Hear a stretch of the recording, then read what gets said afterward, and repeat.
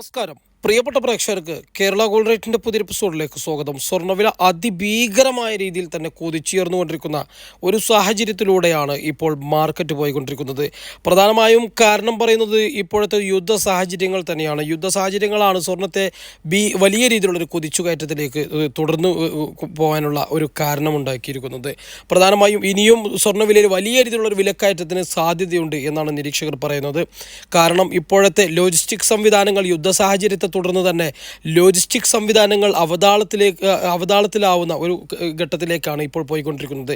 ഹൂത്തികളുടെ ആക്രമണത്തെ തുടർന്നുള്ള ഈ ലോജിസ്റ്റിക് സംവിധാനങ്ങൾ താറുമാറുമാകുകയും അതിനെ തുടർന്ന് തന്നെ വലിയ രീതിയിലുള്ളൊരു വിലക്കയറ്റം എല്ലാ മേഖലകളിലും ഉയർന്നു വരുന്ന ഒരു സാഹചര്യത്തിലാണ്. അതുകൊണ്ട് തന്നെ സ്വർണ്ണത്തിനും വലിയ രീതിയിലുള്ളൊരു വിലക്കയറ്റം ഉണ്ടാവാം.